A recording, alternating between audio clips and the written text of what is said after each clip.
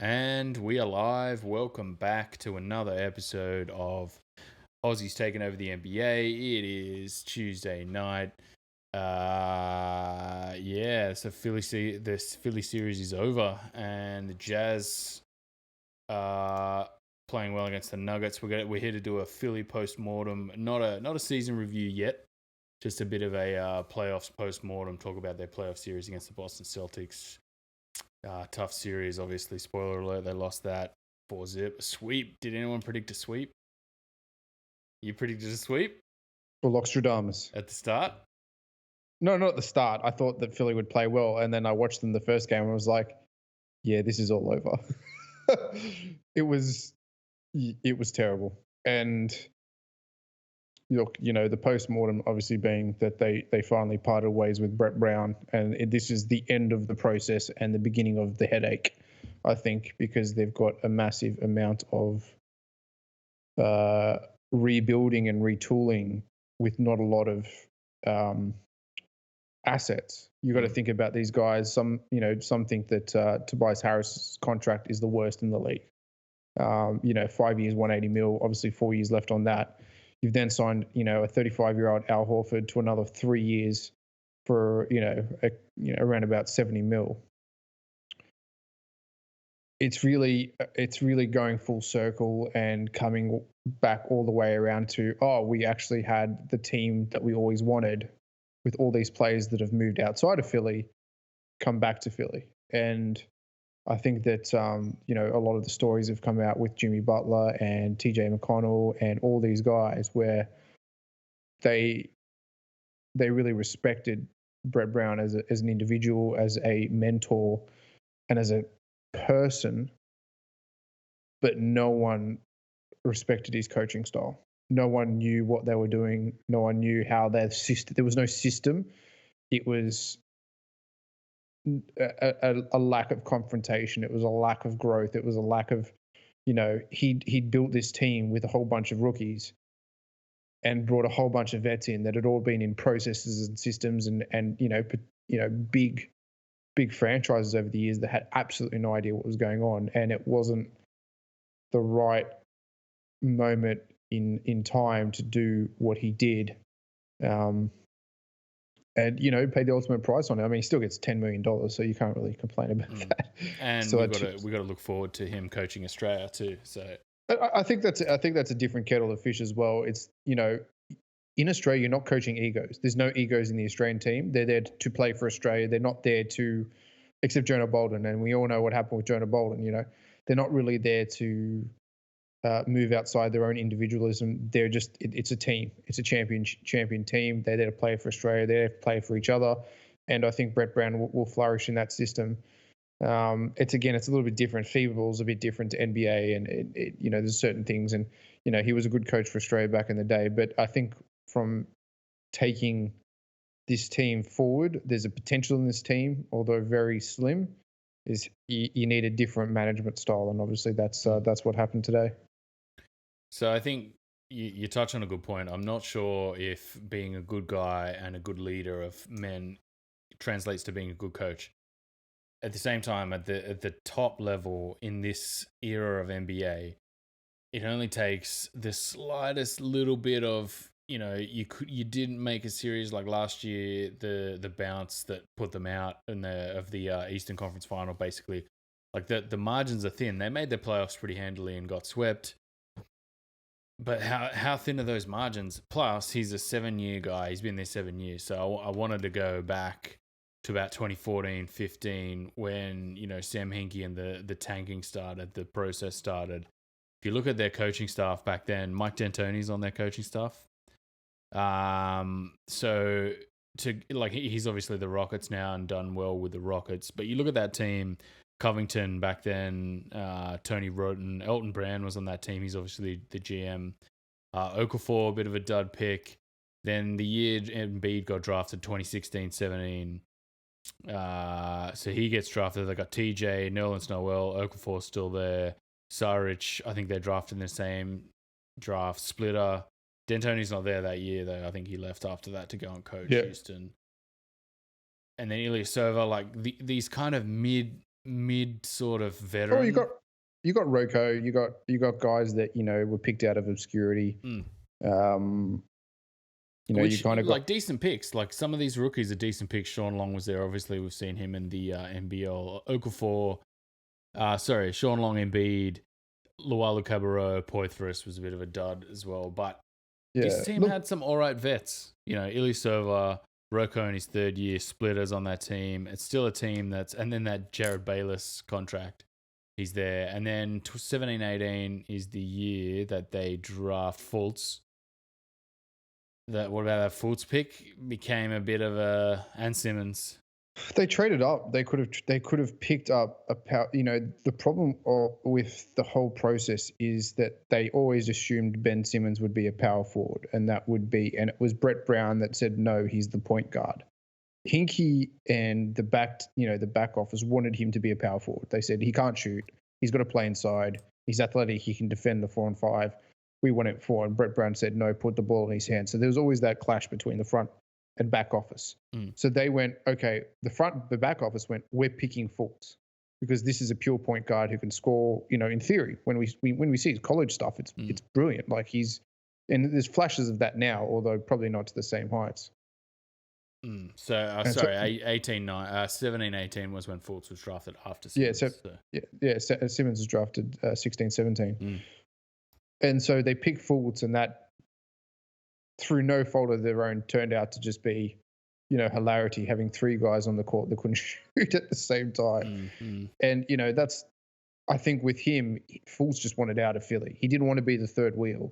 Didn't want to be the guy that was coming off the bench. He was the number 1 pick. He wanted to go to his own franchise, and he made a smart move. Like, Orlando picked him up for absolutely nothing. They picked him up for Simmons and cash. Like, I think it was Simmons and cash. It's nothing. And then Simmons ends up getting traded for cash considerations to Washington. But where the process really fell down was the knee-jerk reactions to get a star and win now. You know what I mean? When they made that Jimmy Butler trade, that should have been the big 3. That should have been enough. You know what I mean? Like, that should have been, okay, we've got our 3 guys. We've got a good, solid group of role players in here. We're going to build around these 3 guys and bring in some other elements that's going to help. So this 17-18 is about where it peaks. This is where, Fultz and Simmons is on this team. Furkan Korkmaz is in his first year. Saric. The peak for me in terms of where the process was heading, right? Where you could see the real uptick was that series they lost to Boston in the second round. So the Eastern Conference semi. So it's the first full year Simmons is playing. Simmons gets absolutely trashed in that series, but I think they take that series to 5 games. I think they lost 1-1. Yeah, it was 4-1. Yeah, 4-1. But that's where you could say, okay, Simmons developed his shot. You've got Saric, and you've got a team that is, good shooters, good trail shooters. You could see where they were building. They were building around Embiid in the post, and on the fast break, it was Simmons in open court with a whole bunch of shooters around him and, length and defensive ability. And they were young. Like, there was no veterans in that team, or hardly any veterans. Well, Ilyasova, Bellinelli, Redick, good. They're pretty good veterans. Like, they're not. Okay, we're going to win you a championship style veterans. They're not on that level of like the star. No, they're not the star veterans. You know what I mean? But they're not leaders. I wouldn't call any of those players leaders. Maybe Redick. Yeah, Redick. Probably Redick. But and Redick was probably their greatest loss this season.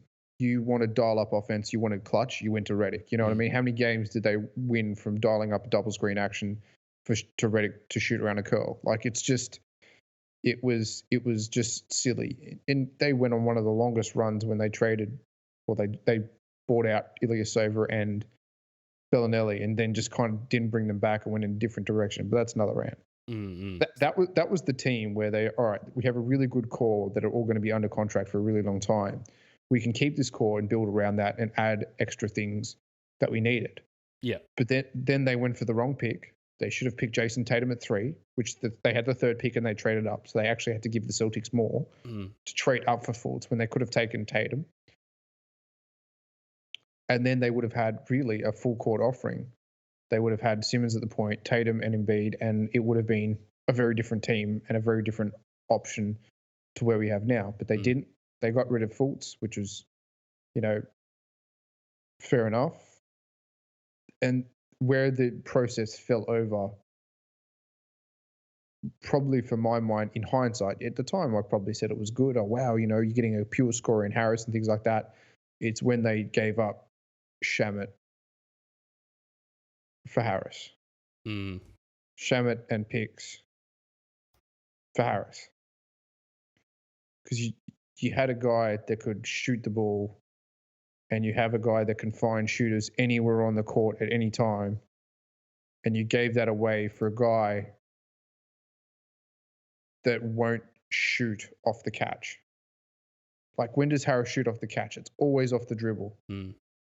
And that's not what you want. You want games where Simmons is just running the floor when Embiid's off, and when Embiid's on, the pace slows down. It's a different setup. But there looked like there was kind of a dynamic there that there was starting to build.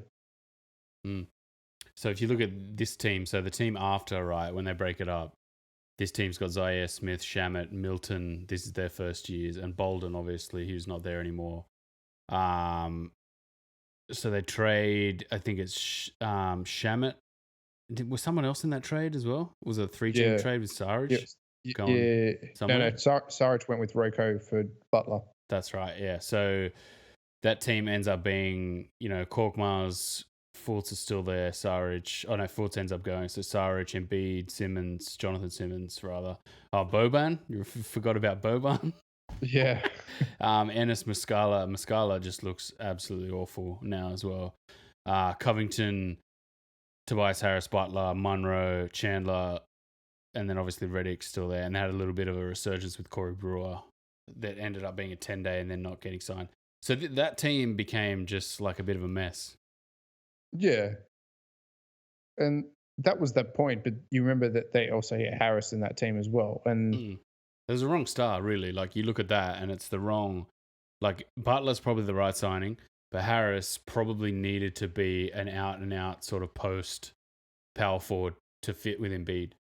Yeah. Like, if they weren't going to keep going with Saric, like, they didn't need a small forward guard style scorer. They needed a forward who could score and take the pressure off Embiid. And I think that's the issue that they had, is they didn't go in that direction. They went in this sort of Harris Butler, which is two kind of scoring guard type players. Yeah. And Harris, they went for length, and Harris is probably oversized for his defensive capabilities. Like, he's not a great defender. And you know what? They were, 3 bounces away from probably an Eastern Conference final, and you would probably say, in all likeliness, a championship. Because obviously, you know what happens. The Bucks lose pretty convincingly to the Raptors, and Golden State has absolutely no one. They just get injured. And and that's the end. So three bounces and fate didn't have it. But do you reckon they would have beat the Bucks? Yes. Yeah. They've got the team to beat the Bucks, just size wise. If you can clog the lane for Giannis, then there's nothing that they can do. And I think they've shown that during the season and in the postseason, that if you clog Giannis, that whole team was built for beating the Bucks. Like, that's why they went big. It was silly, because the greatest threat was not the Bucks in the postseason. It was the Raptors. It was the Raptors and Celtics who play small, fast ball. And, you still got to get to the Bucks in order to do that. And they weren't able to do it. And where they really fell down was the fact that Brett Brown, came out today that he didn't want Jimmy Butler back. And Jimmy was happy to sign.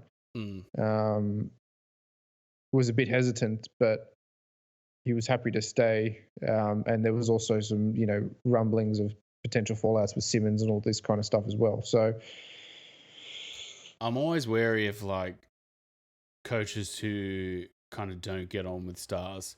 Like, it's a fine line between, we're just going to do everything to accommodate this star, and at the same time, evaluate a star and then not want him there. Like, well, again, this is where you have to look at it. It's this, it came out today and has been reported by a few of them that, Brett Brown was heard saying pre-playoffs last year, Joel Embiid is so fucking unfit. We're all going to get fired. he's too overweight.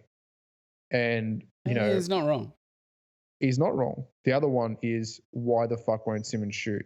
Please, someone tell me why he won't shoot. Yeah, that's a worry. We'll get to the Simmons part of that, because obviously him not being in this series is a huge blow after the defensive year that he's had. Yeah. But looking at this season, like, it's not the worst season. They definitely trimmed this team down. They had a couple of decent rookies in Thibault. Yeah, they signed Horford, which was probably not the right move. It makes sense in isolation, and at the time, pulling the trigger on a Horford type signing to knit this team together maybe makes sense. But at that price point, you're just like, far out, man. 3 years, $80 million. Like, yeah, that's probably one of the worst contracts now to be able to get rid of if you want to retool that roster. You're essentially going to have to give away in order to get rid of one of those contracts, you're going to have to give away Thibault. They've already given away Shamet. They've given away so many good rookies. Do you give Thibault away just to get a dodgy contract off your back? I wouldn't get rid of Thibault, man. Like, I think Thibault is the kind of 6'5"-ish guy that they can build that mid-sized lineup around. Because they obviously, in this series, we should talk about like this series in general, because the few bright spots in this series were when Philly was just like, get Embiid off the floor, get this team into like some sort of fast lineup of scorers, and they actually played quite well in these couple of stretches in, I think, Game 2 and Game 3. They played quite well. It was just kind of when Embiid came back on the floor, it turned into like, all right, we're just really slow again. He takes an age to post up. He's got to run down the floor. Struggle in the second halves of these games. He was just like a wreck, basically. He is, and again, but that's where that's where him and Simmons, I think, are quite, they meet quite well. Is that Simmons is that, okay, Embiid's just made the defensive play. Simmons was already down the under end of the floor, either scoring or sending it to a shooter. Embiid doesn't need to run every single time and post up. Without Simmons on the floor, he has to run and post up every single time. And that's a real issue, because there is no transitional team. There's nothing moving on the fast break. It's literally dribble, dribble, dribble, dribble, dribble, wait for Embiid to post up. No one's setting a high pick. There's no pick and roll being played. There's no pick and roll being defended, which is even worse. I said that, Kemba Walker, that's just coming down screen into the mid range, and shooting is just, cream for him. Same as Tatum and Brown. It's just easy buckets. And I thought like Tatum, I thought started the series like a little bit lackluster. In that first game, I thought, Tatum doesn't look great in this. And then sort of by the end of the game, he had 32 points in that first game, and ended up, he and Brown were really the ones that kind of sealed that game in the third and fourth. I think with this team, what you got to do is you got to get a different coach. You got to get a player manager who holds people to standards. You don't do this, you're benched. You don't do this, you're benched. You got to do this. This is the team. You go around once more with this team because you've paid $168 million for it. You see if it can't work out, and then by January, you make the move then. I don't think you make the move in the offseason. Because, a new coach can potentially do a lot. Look at the Bucks. As soon as Coach Bud came in, they're just like, well, this is what we're doing. And it's worked. It's worked really well. And when Jason Kidd was doing it, it's kind of like, no, this ain't working, This team's so... Because that was quite a hot destination for somebody to take over, like Giannis coming into his peak. Nobody really saw Giannis and like every single other player is a shooter. Sweet. Like, you know what I mean? It didn't become a team that's like, oh, we run this, we do a little bit of that, this and that. It basically just became Giannis drives and kicks it to 4 shooters. And could you see Philly going to something like that, really, if Embiid's still in that team? No. I can't see it. And the reason I can't see Philly going to something like that is because they're not built. Well, this team is now not built for that. Horford's had a really lackluster shooting year. Harris goes missing in the playoffs. He's just the Bledsoe of the Philly team for 180 million. That's what you pay for. There's no clutch effort whatsoever. Embiid exists in isolation because at the moment there really isn't another center like Embiid in the league. Would you say that? Nah, not Name really one a pedigree. Not really. Well, not so much pedigree, but the amount he gets paraded to the line, the amount of schemes that teams have to come up. Because let's be real, if they don't double team him in the low post, he just gets whatever he wants. So there's these schemes. And if you looked at that Celtics, there was not enough of Embiid gets the double trap, and then fast kicks to a shooter. That would have been Redick last season. That would have been Redick because no one on that team is a catch and shoot kind of player. Maybe Milton, but he's still rookie, not wanting to take those shots. Harris was just terrible. Markelle Fultz made more threes in the series against the Bucks than Harris made in the entire series against Boston. It's just absurdly bad shooting. Harris is a tough one, man. It's such a tough one because last year 15.1 points per game in the playoffs. It was an obvious, just like, this guy dies in the playoffs, man. This guy isn't your playoffs guy. Did they give him the contract last year or was it this year? This year. It was this year. So after that playoffs, man, like you and I would look at that and go, nah, not the guy for me. Like, obviously we're not in the organization dealing with the team and the players, et cetera, et cetera. Well, it's mate.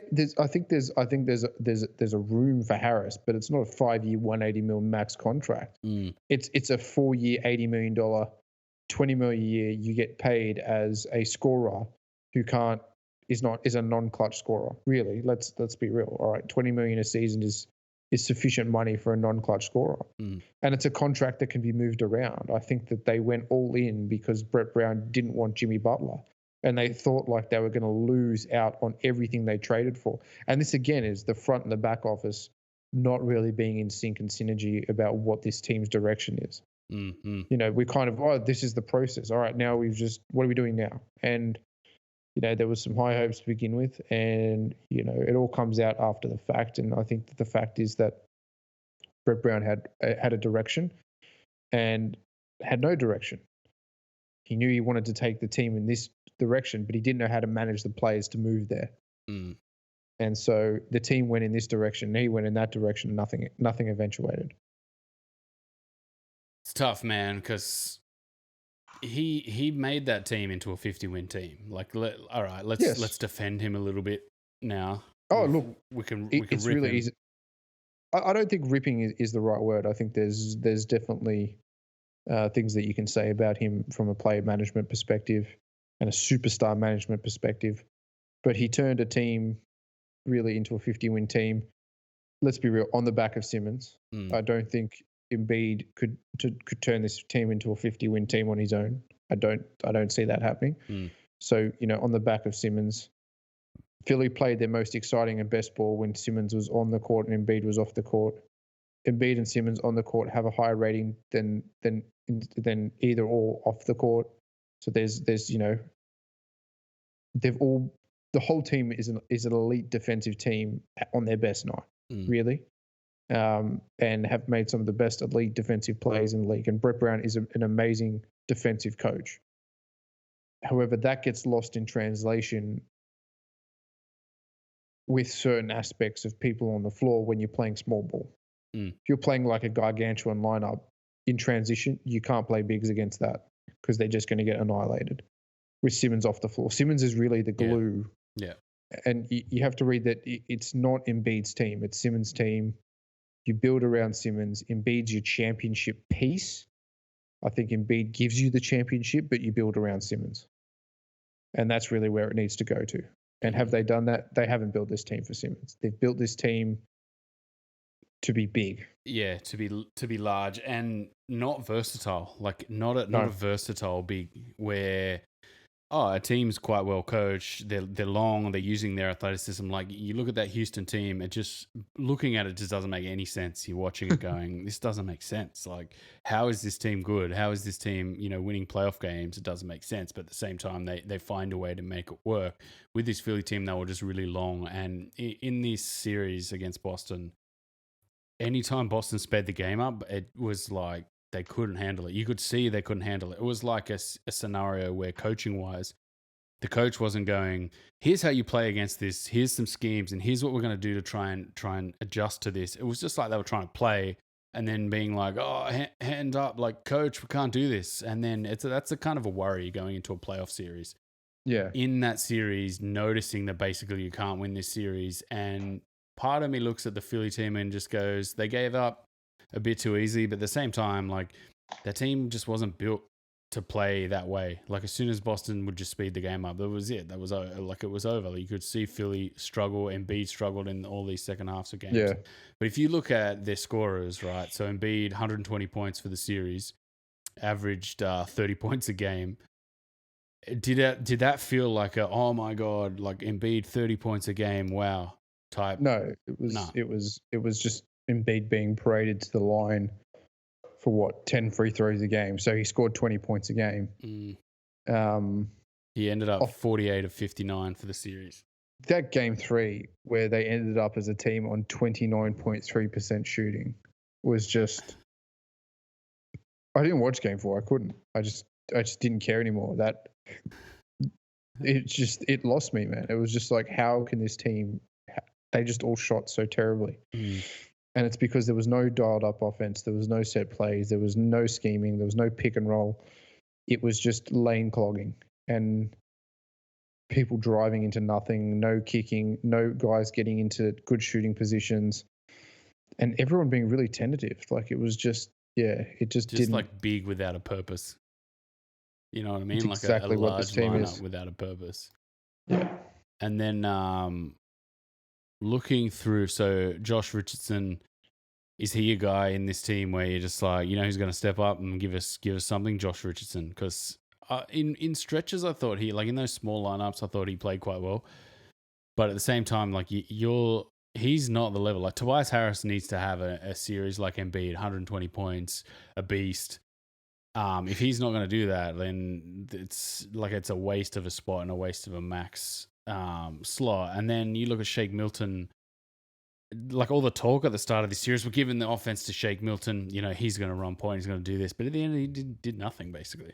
Pretty much. It's kind of like he was too scared, like too tentative to run anything and just be like, I'm the guy taking over the series. Just like, no, feed Embiid the ball. Feed Embiid the ball. Oh, feed a bit of Harris. Feed a bit of Harris the ball. And then, it was a bit of Josh Richardson getting pissed off at points and taking the ball and scoring in stretches. I think Josh Richardson is a good part of this team. But it just didn't look like there was any scheme defense and any scheme offense that I could see to really break down the Celtics and outcoach them in any way, shape, or form. And I think that's the combination of too much change in an organization over a period of years. Why was the Warriors dynasty so successful? Why was the Spurs dynasty so successful? Why was the Lakers dynasty? Why were all these teams so successful for periods and stretches of time? It's because they kept a core group of players together. It's something that's easily forgotten, isn't it? Like Iguodala was there that 4 years.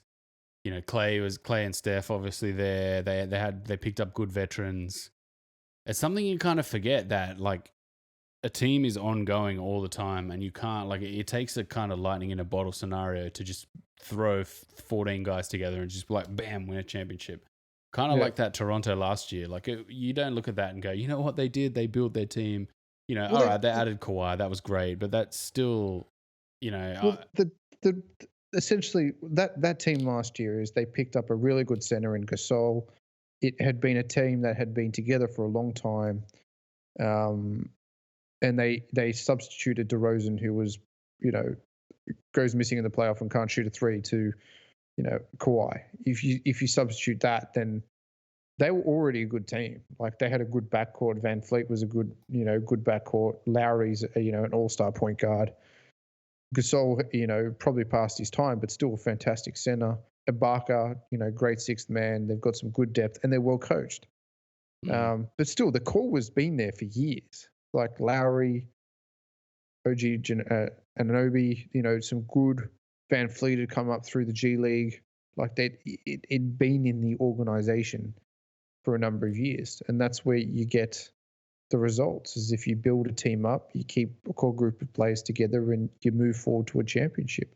And that's kind of why the Bucks have been good over the last couple of years, because they've kept a good core. They've picked up some good players, but no one's bigger than the team. Well, actually, no one's bigger than Giannis. But yeah, they have a good star that has gotten better year upon year. And Embiid, to go back to Embiid, don't know if he's the one, man. Like, I don't know if that style is what's going to win championships. Like, I can see it happening, but like I said, yeah. Name a team since Shaq that has won a championship on the back of a center. Spurs is probably the only one, but then you wouldn't look at Timmy's power forward. Power forward, yeah. Timmy's a power forward, and then you had Gasol, I guess, for Lakers, but then still that was Kobe and Gasol. Exactly. Name a center since Shaq that has dominated and given you a championship. Even in Miami, it was the Wade and Bron show. Even then, they got beaten by a 6'10" power forward in Dirk. So it's kind of like, name a center who has taken a team to the champ. It hasn't happened. It hasn't happened in a very, very long time. And I think that's what everyone forgets. This is Simmons' team, build around Simmons, and Embiid's your championship piece. Because if you can dial up Embiid into that championship, this is how we take this team from, an Eastern Conference second round into the Eastern Conference final and potentially onto the NBA finals, is Embiid. Because in stretches he'll dominate, defensively he'll dominate, but we're going to build this around Simmons. Because I think that's really what the Bucks are missing. If you substitute Robin Lopez or Brook Lopez for Embiid, do the Bucks just outright win a championship? I don't know. That's a good question. I thought you were going to go the other way with that, and I was just like, what? Embiid for like the Rollo twins? No. But I'm just saying, if you insert Embiid into that lineup, do they win a championship? If you insert Embiid into the Golden State Warriors, are they guaranteed a championship? If you insert, but then I guess like you look at the way the Bucks play. The Bucks don't play the same way as the Warriors, so I think but Embiid would work better with the Warriors, obviously because they got the backcourt to play that way. But on the Bucks, I don't know about that, man. It's just a bit of a. It's also too like he has come in and grown through this franchise as a player who is part of the fabric of the franchise. Yeah. He's in a position now where if they trade him, that's a huge deal. Like, it's a massive deal. Let's put a caveat here. They're not trading Embiid and Simmons. I know, but yeah, that also plays into the way you build your roster. So it's like if you've got him on the team, you can't necessarily go, you know what we're going to do? We're going to get a big point guard and we're going to surround the floor with shooters, because eventually LeBron, I was going to say, eventually Embiid gets into a scenario where he's sitting there going, well, I can't exist in this system. Like, what's the point of me being here, type of thing. So I guess you're always indebted into playing a style with Embiid or a style with Simmons. I just don't think those two things just don't match together. Well, I think there's probably two facets of that we've got to think about. Embiid is really only good 32 minutes a game. So there's going to be 16 minutes off the floor where you need to fill time with. Is it 30 or maybe it's like 25, 26, man? But maybe it is. So half the game, you're not going to have the star center on the floor that's supposedly going to take you away. I think Embiid is the stretch guy. Like, you get him out in the first quarter, you get your lead, and then you just let Simmons take the team over. And then when there's 5 minutes to go, you get a dial-up offensive guy. But, from a defensive perspective, they have won so many games down the stretch from Embiid and Simmons. Like, it's, and that's, in the postseason, if you're down 1 point and you've got to have a defensive play, you want Embiid and Simmons on the floor at the same time, for those players. Like, there's no doubt about it. Those are the two defensive. You want him as a defensive center, and you want Simmons as probably defensive player of the year. I don't think he even made the all defensive team.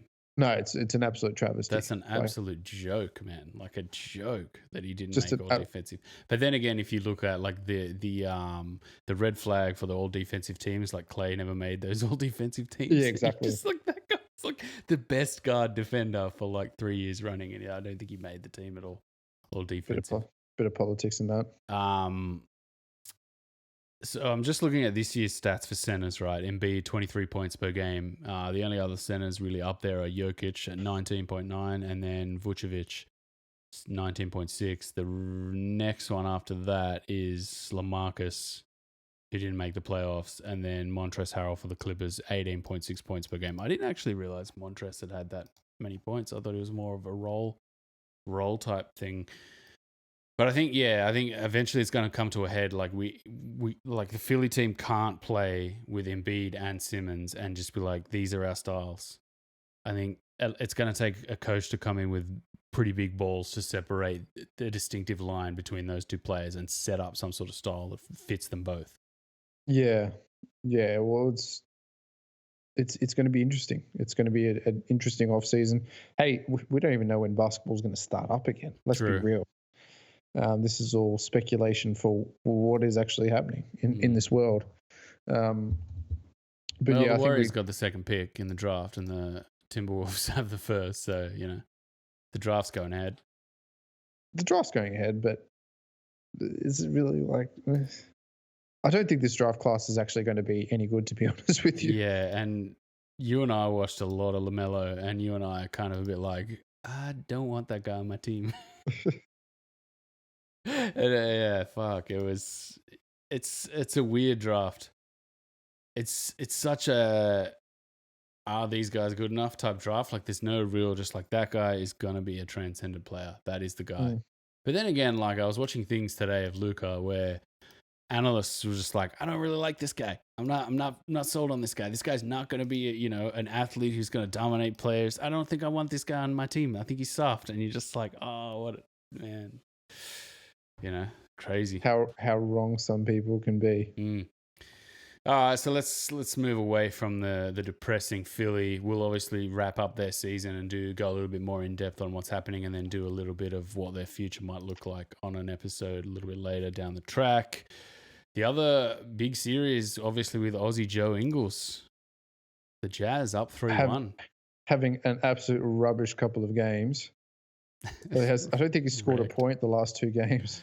I'm just gonna bring up his last game was 0 points, 4 rebounds, 1 assist in 30 minutes. But he doesn't need to do it, man. It's Donovan Mitchell, like gloat. Let's talk about Donovan Mitchell for a bit, because the dude has scored 250 points in a series. Is he a top 5 player in the league? This is the playoffs. He's taking over. He's scoring the ball well. Is he a top 5 player? Damian Lillard was the best point guard in the league, and now the Lakers are about to absolutely trounce the Trailblazers. Mitchell scoring 50 points a game, 30 game 3, 50 game 4. Is he a top 5? Is he a top 5 guard? I think he's definitely one of the main players in the league now. This series feels like a coming of age.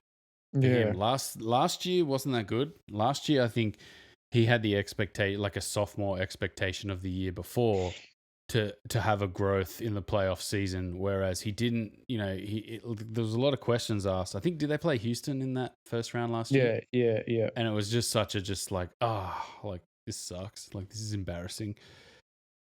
To this year, where you've seen his attitude be like, I saw his post-match interview where he just like, I didn't play that well last year, and this year I've been absolutely working as hard as I can on my game to be better in the playoffs. And I think the Jazz themselves, Quinn Snyder in this team against the Nuggets, has found a way to get scenarios where you're going to benefit from him isolation scoring. Well, that's it. Rudy Gobert setting illegal screens 80% of the time. Do your Rudy Gobert legal screen spiel. Okay, I'm just going to move here. And I'm going to move here. His feet are moving the whole time. He's never standing still. It's like this. Yeah. And it's like his legs are out and he like goes down and it's like that, man. It's nuts. And he kind of just moves as they move. It's just like, this is a complete illegal screen. Like, what is this?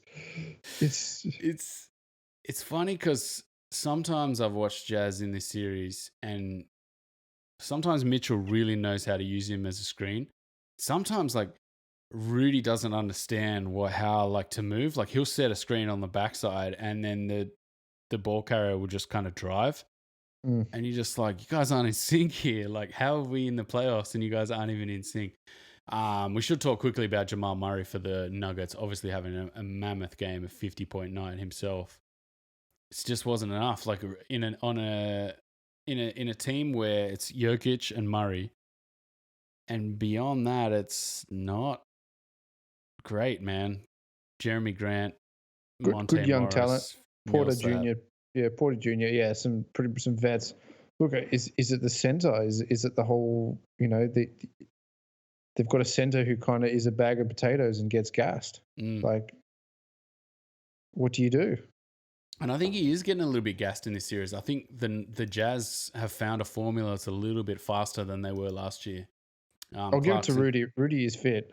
Yeah, man. He is a good athlete. Like, all right, we've ragged on him sort of leading up into this series at the end of the season. But in terms of like the effort level too, like I had flagged that as sometimes he gets caught like with too much effort. I'm going to try and, lock down this guy on the perimeter. But I found that in this series, like he got torched a little bit in this game from Jamal Murray, but I found that in this series, like he's working Jokic with the fitness level and his ability to move. Like Jokic in the third and fourth just has looked like a corpse basically. And a guy that's kind of gotten fitter. So that's a worry, but still, when he shoots the ball, man, it's so nice to watch those rainbows that just go in. Oh yeah, they they hit the heavens before they come down. It's beautiful to watch. I was watching Davis today and just watching him rain down like elbow jumpers. I'm just like, I just love watching that. So it's been like a clinic, really, for the Jazz. Like that game 2 where they torched them, and then that game 3. The game 2 they won, and then the game 3 they torched them, man. It was like that was and we're putting you to the sword game, and you're not going to win this series type game. Yeah, putting them 3-1 up. Sorry. Well, they play the Clips or the Mavericks next series, don't they? Which I'm bummed. I wish they were playing Houston again. Yeah, so do I. I think it'd be an interesting series, but yeah, they've still got to win one more game. That's always you never know what happens in the NBA. It's most likely that they'll win it, but you never know. Yeah, they've played well. Conley's played well, which is good to see. Yeah, he's come back and fit, which they needed really. Yeah, they needed that extra. And Clarkson scored the ball ridiculously well. And that's another thing too, where we were quite skeptical of him coming off the bench into this series and just being like, it's the Clarkson show. But at the same time, it kind of is. It's worked for him, which is good. Like, I'm like, yeah, okay, if it works, keep doing it, because he's 19.8 per game in this series so far. The 35% from 3. Mike Conley shot 68% from 3 in 2 games. Damn. That's pretty nuts. Look at their 3-point shooting. Donovan Mitchell shot. So Conley 68%, Moutier 66%, O'Neal 54%, Donovan Mitchell 51%, and then Niang 38%, Ingles 36%. So that's some white hot shooting, man. Yeah, shooter's going to shoot. It's a shooting series. Maybe they will fall off. Maybe, but I feel like they're not a team where it's just like, oh man, if they're not shooting the 3 ball, they're screwed tonight. Like their team they've got different strings for their bow to throw at them. Yeah. The big one is Rudy and Jokic, and yeah, fair play to Rudy, man, for this series. He's been really good for them. Indeed. That's not the right one. I want to check his field goal percentage, 75%, 33 from 44, just a dunk spot specialist, and around the rim too. Really good. A lot of tip backs. Anything else in this series? I don't think so. Talk briefly about the rest of the league. Some crazy games. Houston and Dallas, they're 2-2, sitting at 2-2 now. Yeah, that's going to be they're going to be deep series. I think that Billy Donovan has really gotten OKC back into this and with some smart coaching and gotten into Houston's brain a little bit. Did I say And Houston, Dallas? He I did think say I did. Houston. Sorry, yeah. Yeah. Houston Rockets. Houston Rockets. I thought he was like, yeah, Dallas is 2-2 with the Clippers as Yeah, well. sorry, yeah. Houston Thunder is what I meant to say. Yeah, so I think Billy Donovan's got this team back into it, and Russell's not back yet, so there's a good chance that this series could go to 7. I don't know if he's going to be back, man. I feel like that's a bluff. Yeah, oh, Russell's back, man. Game time decision, like he's going to be back, and it's going to be. I feel like they're bluffing that. Yeah, I think it's probably worse than they're letting on. So that's an interesting series, but we'll probably bring you more of that in the next couple of days. Do you reckon that's going to finish 7 games? Oh, I don't know, man. It could go 7. I think OKC's got the momentum, though. Definitely got the momentum. I thought they were a bit lucky in both games. Nah, man. Did you see that Chris Paul 3? Whew. Oh, yeah, the one that just giga chuck that he just put up. It's funny because in this series, like, Houston have one way to play, man. And today, I think they were 8 of 8 out of halftime, I was telling you. Then they went like 4 of 30. And it's like, if that 3 ball doesn't fall, man, you guys are screwed. Like, yeah, pretty much. I hate that. Like, I hate watching a team where I'm just like, if your 3s aren't falling, like, you've got nothing. Like, how can you be this negligent as a team? Like, James Harden had 38. Sorry, James Harden had 38 in game 2, and they lost. Eric Gordon 2 of 10 from 3. Harden 3 of 13 from 3. The team 15 of 50. It's just. It's horrible basketball. It's horrible, man. And this fucking team, this Houston team, I don't think Tucker or Eric Gordon have ever fouled anyone. Because every single play, there's a foul, they will just go nuts. No. Or they'll go up and try and score, and it's like, yeah! And I'm just like, guys, man, stop. Like, stop it. Horrid. Yeah. Now the Clippers, Dallas. Whew, that's a good series, man. Luka. Better series. I thought Luka was done, man, after watching that rolled ankle. I watched that live and I was just like, that's it. The series over, man. Like, he's done. Like, he rolled that forward. It had full momentum, full pressure, full sideways movement. I was like, that ankle's gone.